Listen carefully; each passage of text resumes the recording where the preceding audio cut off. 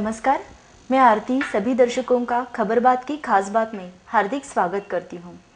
होली हमारे भारत में बहुत ही उत्साह से आनंद से मनाया जाता है, पर यह उत्सव मनाने के पीछे उसका इतिहास क्या है, शास्त्र क्या है, ये आज जानने के लिए हमने आमंत्रित किया है सौ राधा सुर्वे जी इनको। राधा जी, आपका स्टूडियो में स्वागत है। राधा जी, आपका परिचय हमारे दर्शकों को करवा दीजिए। नमस्कार, मैं हिंदू जन जागृति समिति के ओर से संचालित रणरागिनी शाखा के ओर से यहाँ उपस्थित हूँ। जी राधा जी, ये जो होली उत्सव है वो हमारे भारत में कहीं एक विशेष प्रदेश में मनाया जाता है या पूरी भारत में मनाया जाता है? ये जो होली उत्सव है जी, पूरे भारत का उत्सव है। हर एक प्रदेश के अनुसार उत्सव मनाने का तरीका अलग है, बट हर प्रदेश में पूरे भारत के उत्तर से लेकर दक्षिण तक सब जगह ये होली उत्सव मनाया जाता है। उत्तर भारत में ये उत्सव को, ये त्यौहार को हम होली दोरा यात्रा या होरी इस नाम से संबोधिया जाता है। और उत्तर प्रदेश में एक प्रथा है कि वहाँ कृष्ण जी की जो मूर्ति रहती है वो अर्भक रूप में कृष्ण जी की मूर्ति पालने में लिटाते, उसको दो दिन वो त्यौहार मनाते हैं। और फाल्गुन पूर्णिमा रात पूतना राक्षसी का प्रतिकृति दहन करके वो ये उत्सव मनाते हैं। अगर हम दक्षिण के साइड में जाए तो दक्षिण के बाजू में काम दहन करके संज्ञा है इस उत्सव को, इस त्यौहार को। और हमारे महाराष्ट्र में और गोवा में इसको शिमगा या हुताशनी पूर्णिमा इस नाम से पहचाना जाता है। बंगाल में भी ये उत्सव मनाया जाता है। उस बंगाल में इस दिन फाल्गुन पूर्णिमा के दिन डोला यात्रा निकालते हैं।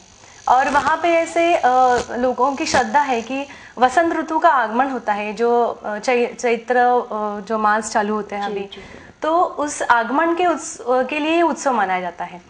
और अगर हम आसाम के बाजू में आसाम के उस साइड में गए तो चैतन्यपंथी लोग हैं वहाँ पे। तो ये जो लोग हैं वो भगवान श्री कृष्ण जी की शोभा यात्रा निकालते हैं, पालकी निकलती है। और जिस राह से ये शोभा यात्रा जाती है तो उस राह में जो भी घर आते हैं तो वो घर की जो सुवासिनी महिला है, भगिनी है, वो कृष्ण जी की पालकी में उनको गुलाल चढ़ाती है, गुलाल उड़ाती है। तो ऐसे तरीका मनाने का अलग अलग है, पर भारत के हर कोने में ये होली उत्सव मनाया जाता है। तो अभी देखा कि हर अलग अलग प्रदेश में अलग अलग तरीके के साथ ये उत्सव मनाया जाता है, बहुत ही आनंद से मनाते हैं। पर इसके पीछे का इतिहास क्या है, इसके बारे में हमारे दर्शकों को कुछ बताइए। हाँ, ये जो इतिहास है, मुझे लगता है कि हमारे बाल दर्शक है उनको बहुत ज़्यादा इंटरेस्ट रहेगा क्या है इतिहास इसके पीछे। तो भविष्य पुराण में एक कथा दी है कि प्राचीन काल में एक गांव में दोंढा नामक राक्षसी ने प्रवेश किया। उस राक्षसी के वजह से बालकों को पीड़ा चालू हो गई। वो राक्षसी बच्चों को पीड़ा देती थी, कष्ट देती थी, उसके कारण बच्चों को रोग व्याधि निर्माण होने लगे।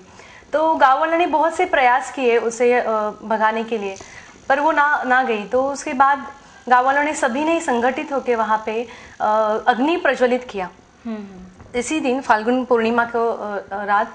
और अग्नि प्रज्वलन करने के बाद उन्होंने उसके नाम से शाप, अश्लील गालियाँ देनी चालू कर दी। वैसे ही जैसे ये चालू हुआ तो वैसे ही वो राक्षसी थी वो भाग गई वहाँ से। तो इस कथा के आधार से मैंने बताया उत्तर प्रदेश में पूतना राक्षसी का प्रतिकृति जला के ये होली मनाया जाता है। तो ये आधार है उत्तर प्रदेश में जो मनाया जाता है त्योहार, उसके लिए। दक्षिण में मैंने आपको बताया कि काम दहन करके ये उत्सव मनाया जाता है। तो दक्षिण की जो उत्सव मनाने का या त्यौहार मनाने का जो आधार है इतिहास में, तो ऐसे है कि सत्ययुग में भगवान शिव जी तपाचरणी में तल्लीन थे। तो मदन ने उनके अंतःकरण में प्रवेश करके उनकी तपाचरण भंग करने का प्रयास किया। तो उसी समय भगवान शिव जी ने आंखें खोल के मुझे कौन विचलित कर रहा है इसके लिए अपनी आंखें खोली। जैसे ही उनके नेत्र खोले तो मदन जी उनके अंतःकरण में ही भस्म हो गए। तो ये मदन की प्रतिकृति दक्षिण में बनाते हैं और इस उत्सव को इस काम दहन करके ये वहाँ पे मनाया जाता है। अच्छा, तो इसी प्रकार मैंने सुना है कि उत्तर प्रदेश में कहीं पे पलाश के फूल आकाश में उड़ा के ये उत्सव मनाते हैं, तो इसके बारे में आपको कुछ पता है क्या? हाँ, इसके लिए भी आधार है हमारे पुराण में। पृथ्वी पे पहला महायज्ञ इसी दिन हुआ था जी। ये महायज्ञ आयोजित किया था यर्ष ऋषि ने। तो यर्ष ऋषि की बहुत ही उन्होंने इच्छा की थी कि भगवान विष्णु जी है जो अपने पृथ्वी पे उनके चरण लगे, ऐसे वो प्रकट हो अपने पृथ्वी पे स्वर्ग से। तो उन्होंने यज्ञ के बाद भगवान विष्णु जी को बहुत ही आर्तता से प्रार्थना की थी। उनकी प्रार्थना से प्रसन्न होके भगवान विष्णु जी ने जो पहली बार पृथ्वी पे अपने चरण रखे थे जी। तो ये जैसे ही उन्होंने चरण रखे पृथ्वी पे तो स्वर्ग के जो भी देवी देवता थे उन्होंने उनके ऊपर पुष्प वृष्टि की कि साक्षात भगवान विष्णु जी यहाँ पृथ्वी पे पधार रहे हैं। तो उस पुष्प वृष्टि का प्रतीक करके आज उत्तर प्रदेश में होली प्रदीपन होने के बाद वहाँ फूल आकाश में उड़ाए जाते हैं। अच्छा। तो ये भाव रहता है कि अभी इस होली के यहाँ पे भगवान विष्णु जी प्रकट हुए हैं, ये यज्ञ है, महायज्ञ है और भगवान विष्णु जी यहाँ पे प्रकट हुए हैं। उस भाव से सब ये आकाश में पलाश के फूल उड़ाते हैं ऐसे। और ऐसे ही महाराष्ट्र में आपने बताया था कि शिमगा और हुताशनी पूर्णिमा के नाम से जाना जाता है। शिमगा तो सबको प्रचलित है, पर हुताशनी पूर्णिमा का अर्थ क्या है? जो अभी मैंने बताई है कि अपना इतिहास पुराण का, तो उसी के आगे जैसे ही भगवान विष्णु जी पृथ्वी पे आए तो उनके साथ जो देवी देवता थे, इतर देवी देवता भी यहाँ प्रकट हुए। देवी देवता जैसे ही पृथ्वी पे प्रकट हुए तो उनकी मारक शक्ति और सात्विकता से वातावरण में बहुत बड़े पैमाने पे सत्वगुण प्रक्षेपित हुआ। और जैसे ही सत्वगुण प्रक्षेपित हुआ तो वातावरण में जो आसुरी शक्तियाँ थी, जो बुरी शक्तियाँ थी, वो यहाँ वहाँ भागने लगे। और जैसे भागते समय उनका एक दूसरे से टकराव होने लगा। तो टकराव की वजह से वातावरण में एक दबाव निर्माण हो गया और उस दबाव में एक हुताशनी निनाद, जैसे नाद निर्माण हो गया। उस नाद, ये जो नाद है वो इसी दिन निर्माण हुआ था, तो उसी के कारण इसे हुताशनी पूर्णिमा कहा जाता है। अच्छा। तो अभी हमने देखा कि इतने सारे प्रदेश में अलग अलग तरीके से ये होलिका उत्सव मनाया जाता है, पर शास्त्र में अगर आध्यात्मिक शास्त्रीय दृष्टिकोण से अगर हम देखेंगे तो ये उत्सव किस प्रकार से मनाना चाहिए? अभी ये जो सवाल है अपने जो हमारी गृहिणी रहेगी, जो हाउसवाइफ रहेगी लेडीज़, उनको बहुत इंटरेस्ट रहेगा ये कैसे मनाते हैं उत्सव। तो ये जो उत्सव है ये हमें किसी देवालय के सामने या किसी सामुदायिक सुविधाजनक जगह है, स्थान है, वहाँ पे हम ये उत्सव कर सकते हैं। आजकल क्या है ना, बहुत से लोग इकट्ठा आने चाहिए, इसके लिए ग्राम देवता के देवालय के सामने ये उत्सव मनाया जाता है। ये उत्सव में हम जो गोलाकार करते हैं अपनी यज्ञ जैसा वहाँ पे बनाया जाता है गोल, और उसके बीच में हमें माड़, एरंड, सुपारी ऐसे बीच में लकड़ियाँ खड़ी करनी है, ये 4 पेड़ों के, और उसके बाजू में दूसरी लकड़ियाँ ऊपर वो ऐसे लगा रचना करनी है। और उसके बाद जो विधि करता रहेंगे, जो यजमान जी रहेंगे, उस जो प्रतिनिधित्व करते रहेंगे उस होली उत्सव का, तो उन्हें वहाँ पे संकल्प करना है। ये संकल्प है सकुटुम्बस्य मम दुंढा राक्षसे प्रीत्यर्थ तत्पीड़ा परिहार्थम होलिका पूजनम अहम करिष्ये। ये संकल्प है। और उसके पहले हमें गणेश पूजा करनी है, तो हाथ में पानी लेके ये संकल्प वहाँ पे छोड़ना है। और उसके बाद होलिकाय नमः ये मंत्र घोषित करते हमें होली को प्रज्वलित करना है। प्रज्वलित जैसे ही होती है होली, तो हमें उसकी परिक्रमा करनी है। परिक्रमा करते समय हमें उल्टे हाथ से शंख ध्वनि करना है। तो शंख ध्वनि अभी संभव नहीं है, तो हम अभी लोग चिल्लाते हैं, ऐसे उल्टा हाथ ऐसे ये करके चिल्लाते हैं। तो इस प्रकार से ये जो उत्सव मनाया जाता है। और रात को जो भी हम लोग भोग चढ़ाते हैं, होली के यज्ञ में जो भोग चढ़ाते हैं, नारियल है, पप्पनस है, या भी जो भी यहाँ पे महाराष्ट्र में पुरनपोली चढ़ाते हैं वहाँ पे, तो ये जो प्रसाद है ये सब वहाँ पे जो उपस्थित है भाविक, तो उनको बांट के खाना है।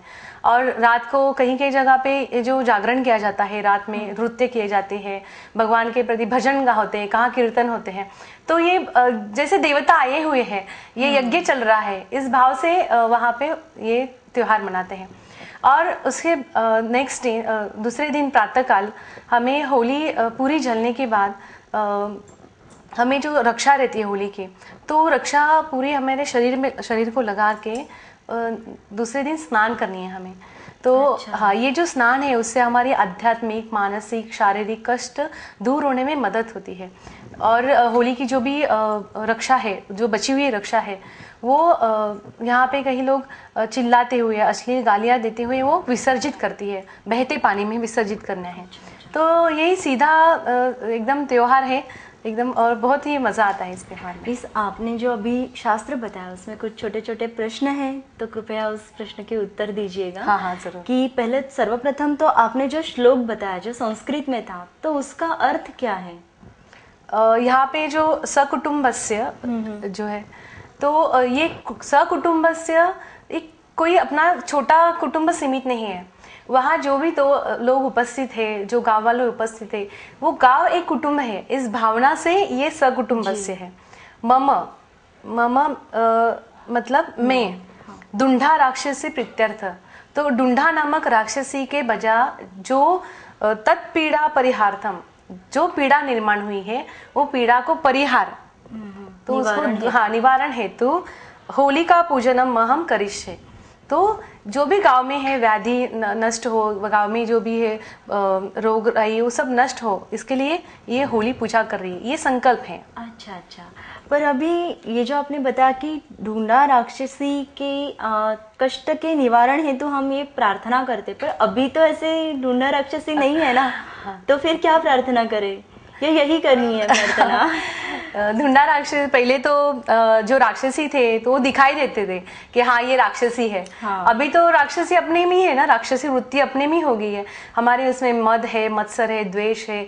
आजकल की जो घटनाएं हम देख रहे हैं, जितनी क्रूरता से घटनाएं घट रहे, तो ये क्या ये हमारे हमारे हमारे उसमें रही हुई ढूंढा राक्षसी नहीं है? मैं तो कहती हूँ उससे भी बुरी राक्षसी प्रवृत्ति आजकल समाज में हो गई है। तो इस राक्षस प्रवृत्ति से भी कहीं हमें, जैसे हमारे मन में मद है, मत्सर है, तो उससे भी हमें कई बार रोग होते हैं, कई बार पीड़ाएं होती है, मानसिक स्तर पे हमें व्याधियां होती है, तो इससे भी हम निवारण कर सकते हैं। अच्छा, तो अभी आपने बताया कि ये जो रक्षा रहती है, तो वो रक्षा पूरे बदन पे लगा के कुछ अनिष्ट शब्दों का प्रयोग करना चाहिए। हाँ हाँ, वैसे देखा जाए तो अनिष्ट शब्दों का प्रयोग हम तो सामान्य तौर पे नहीं करते, पर ये उत्सव में वो प्रयोग करने का अर्थ क्या है?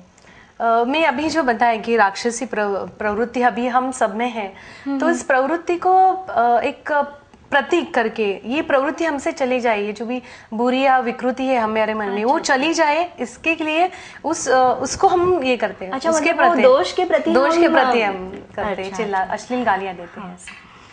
तो अभी जो आपने बताया, तो ये शास्त्र के साथ साथ ही एक है कि विधि कि होली प्रज्वलित करना चाहिए। सामान्य तौर पे होली प्रज्वलित करने पे धुआं निकलता है, उससे कुछ लाभ नहीं होता, फिर भी हम शास्त्र में कहते हैं कि होली प्रज्वलित करनी चाहिए, तो ऐसे क्यों? आपने जो बोला धुआं निकलता है या फिर ऐसे दिखाई देता है कि यहाँ पे कुछ जल रहा है और अग्नि प्रज्वलित हो रहा है, तो ये हमें स्थूल रूप से दिखाई देता है, अपनी आंखों से दिखाई देता है।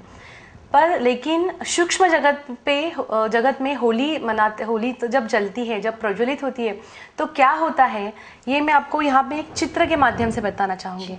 ये जो चित्र है वो सूक्ष्म चित्र है। जिन साधकों ने बहुत साल तपस्या की है या जिन संत है, तो उन्हें एक सिक्स सेंस बोलते हैं कि अतीन्द्रिय शक्ति प्राप्त हुई रहती है। उस अतीन्द्रिय शक्ति के माध्यम से वो जो है वो सूक्ष्म जगत का ये सूक्ष्म चित्र निकाल सकते हैं। तो ऐसे ही चित्र यहाँ पे उपलब्ध है हमें, तो इस चित्र के माध्यम से हम समझ सकते हैं कि होली दिखती है, वहाँ पे अग्नि प्रज्वलित हो रहे हैं, दिखते हैं धुआं निकल रहा है, पर सूक्ष्म जगत में क्या हो रहा है ये अभी हम समझ के लेते हैं। तो उस चित्र में अब दिखाई दे रहा है कि अग्नि तत्व का प्रवाह, देखिए अभी अग्नि तत्व का प्रवाह यहाँ पे आ रहा है का प्रवाह आ रहा है और देवता का प्रवाह होली में आकर्षित हो रहा है। जो मैंने बताया कि महायज्ञ के समय देवता उस वहाँ पे प्रकट हुए थे, तो ऐसे ही देवताओं की शक्ति यहाँ प्रकट हो रही है। तो हम देख रहे हैं कि यहाँ पे जो भी अग्नि तत्व है, देवताओं की शक्ति प्रक्षेपित होने के बाद वहाँ पे ये जो कष्टदायक शक्तियाँ है वो वहाँ नष्ट हो रही है। तो ये सूक्ष्म चित्र के माध्यम से हम समझ सकते हैं। जो अभी तक हमने बताया है कि कैसे होता है, तो ये चित्र के माध्यम से हमें अच्छी तरह से समझ रहा है। अच्छा जी, आपने अभी इतना सारा मतलब बहुत ही हमने जानकारी मिली है कि सूक्ष्म स्तर पे इस पे क्या परिणाम होता है। तो आगे भी चर्चा जारी रहेगी दर्शकों। खबर बात की खास बात में चर्चा जारी रहेगी। लेते एक छोटा सा ब्रेक। घरात बँकेची ब्रँच? अगं चला, मुहूर्त जवळ आला. We are ready. आमच्या घरात बँक. छे, काहीतरीच काय. खरंच घरात ब्रँच. कमाल आहे. आमच्या घरात टीजेएसबीची ब्रँच. आता टीजीएसबीतलं खातं तुम्ही इंटरनेट आणि मोबाईल वापरून घरातूनच ऑपरेट करू शकता. कारण आता आपली टीजेएसबी मध्ये सुद्धा आहे इंटरनेट बँकिंग, SMS आणि आरटीजीएस एनईएफटी सेवा. अरे वा, आता बँकिंग इज नो टेन्शन.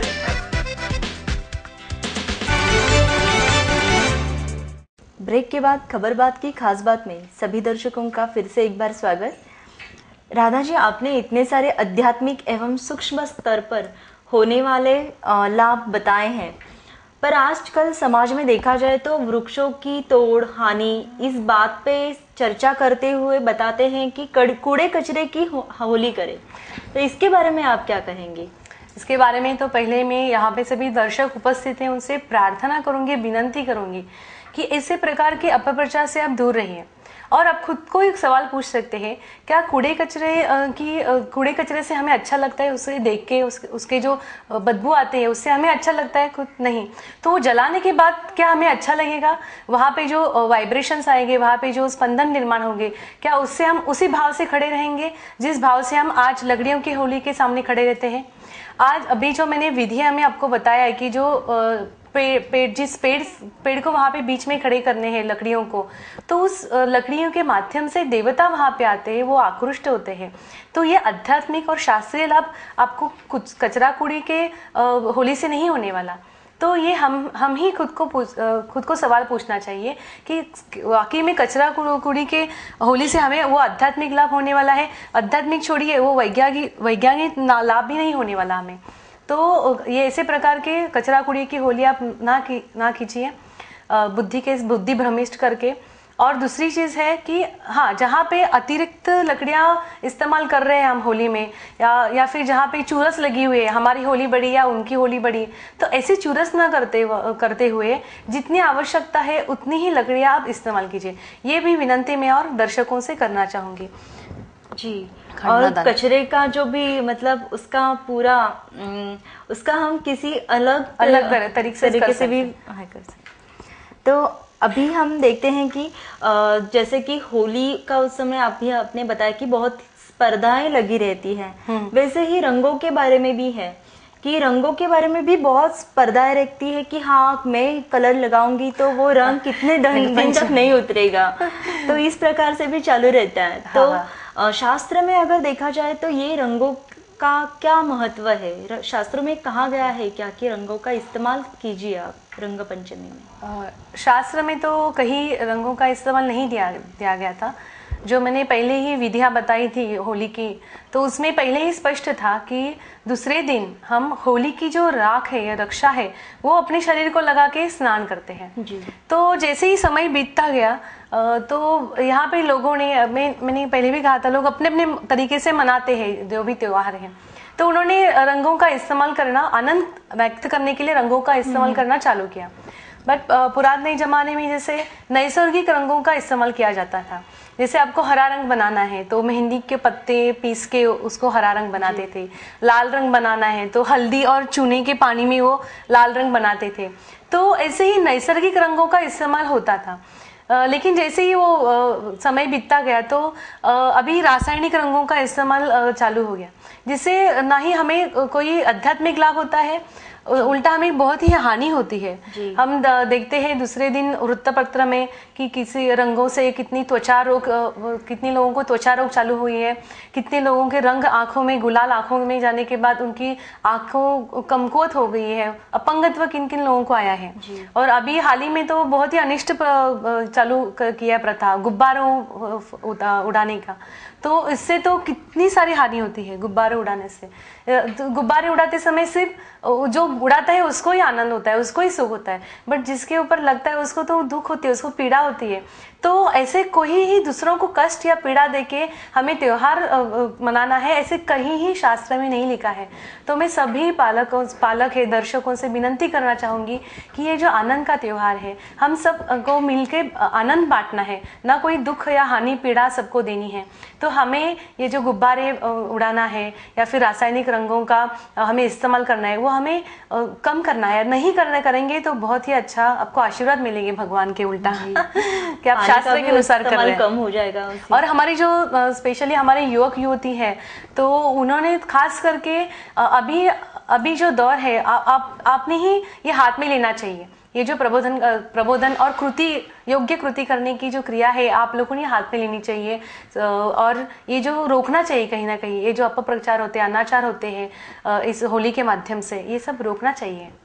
जी। और अभी जो हमने देखा कि रासायनिक रंगों के साथ साथ मतलब जैसे दिन बीतते गए वैसे शास्त्र में, हमारी परंपरा में कुछ हम लोग ने बदलाव किए हैं। वैसे भी अनाचार भी समाज में आजकल ज्यादा बढ़ रहे हैं। जैसे कि जबरदस्ती से चंदा इकट्ठा करना, या किसी को महिलाओं की छेड़ करना, किसी को बिना मतलब तकलीफ देना, ऐसे हो रहा है। तो इसके बारे में आपकी समिति क्या करती है, प्रयास क्या चल रहा है आपका? समिति तो जो है, तो ये जो मूलतः जो क्यों होता है ऐसे, क्यों लोग प्रवृत्त होते हैं इस ये अनाचार करने के लिए, तो उनको जो है धर्मशास्त्र नहीं है आज। क्या होली है, होली का महत्व क्या है, होली से क्या लाभ होता है, वो उनके आज ज्ञात नहीं है, करके ये ऐसे प्रकार के अनाचार करने में प्रवृत्त होते हैं। तो ये जन प्रबोधन का जो कार्य है, ये समिति की ओर से होली के पहले ही 15 या 1 महीना से पहले ही बच्चों के प्रश्न मंजूषा ली जाती है। कैसे प्रकार की होली चाहिए, होली में क्या होना चाहिए, क्या नहीं होना चाहिए। ऐसे बहुत सी पाठशालाओं में आज तक हमने बहुत सी प्रश्न मंजूषा ली है, व्याख्यान लिए हैं, जगह जगह पे हस्तपत्रक बांटी है, जहाँ पे सार्वजनिक जगह है वहाँ पे उद्बोधन पर भित्ति पत्रक भी लगाए हैं। और आज जैसे आपके खबरबाज ने हमें यहाँ पे आमंत्रित किया है, वैसे हम जगह जगह पे जितना हो सका उतना उद्बोधन करते हैं। और इसके अलावा हम जहाँ पे भी महिलाओं को छेड़ निकाली जाती है, तो महिलाओं को भी हम जागरूक करते हैं कि अगर आपका विनय भंग कहीं हो रहा है इस होली के निमित्त से, तो आप पुलिस में शिकायत दर्ज कीजिए। और जो भी आपको कानून की कार्रवाई में हेल्प चाहिए, मदद चाहिए, तो हमारी न्यायालयीन अन्याय निवारण समिति है, तो उस माध्यम से भी आपको पूरी मदद मिलेगी। तो ये ना ही केवल समिति का काम है, तो हर एक नागरिक का कर्तव्य है कि हर एक नागरिक ने ये जो अनाचार हो रहे हैं, अनिष्ट प्रथाएं यहाँ पे अभी हमारे उत्सव में आ रही है, तो उसे रोकना हर एक नागरिक का कर्तव्य है। जी। तो अभी आपने जो बताया कि समिति इतने सारे माध्यमों के साथ समाज में जाके प्रबोधन करती है, तो इसका कुछ आपके पास उदाहरण है क्या कि समितियों को इस प्रकार से प्रबोधन करने के बाद यश प्राप्ति हुई है?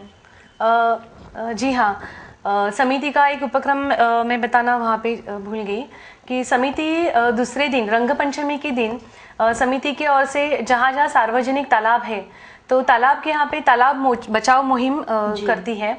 तो दूसरे दिन हमारे जो कार्यकर्ता है वो तालाब के पूरा संरक्षण लेके, जो भी तालाब में रासायनिक रंगों से डूबे हुए रहते हैं, वहाँ पे स्नान के लिए आते हैं, तो उनका हम प्रबोधन करते हैं और उनको बताते हैं कि आपकी सिर्फ एक डुबकी से कितना सारा पानी दूषित होने वाला है। तो ये जो मुहिम है हम बहुत सी जगह चलाते हैं। तो पूर्णा में खड़कवास करके जगह है, वहाँ पे बहुत ही बड़ा तालाब है, वहाँ से बहुत लोगों को तो पानी जाता है। तो उस तालाब का अभियान हम गए 4 साल से चला रहे हैं।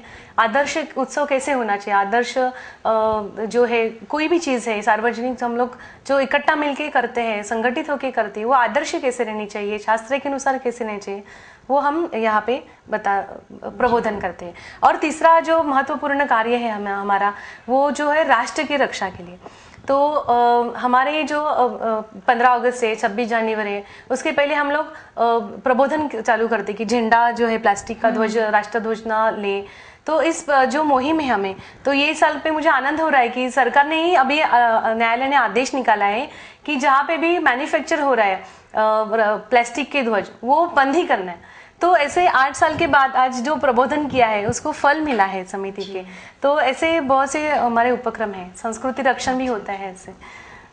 जी राधा जी, आज आप यहाँ पे आए, दर्शकों को हमें इतनी सारी शास्त्रीय दृष्टिकोण के तौर पर होली कैसे मनाना चाहिए, क्या करना चाहिए, क्या नहीं करना चाहिए, तो इसके बारे में आपने इतनी अच्छी जानकारी दी, इसीलिए मैं आपका पूरी टीम की ओर से धन्यवाद देती हूँ।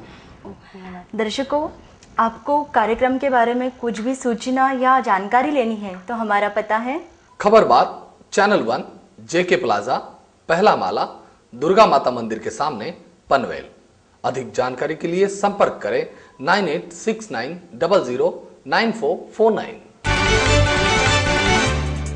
आरती जी, अगर आपकी आज्ञा है तो दर्शकों से कुछ कहना चाहूँगी। जी जरूर। दर्शकों से विनंती है कि आप जो परसों होली आने वाली है, उस होली आप को त्योहार आनंद से मनाइए, कायदा सुव्यवस्था रखें, हम सुरक्षित होली खेलें।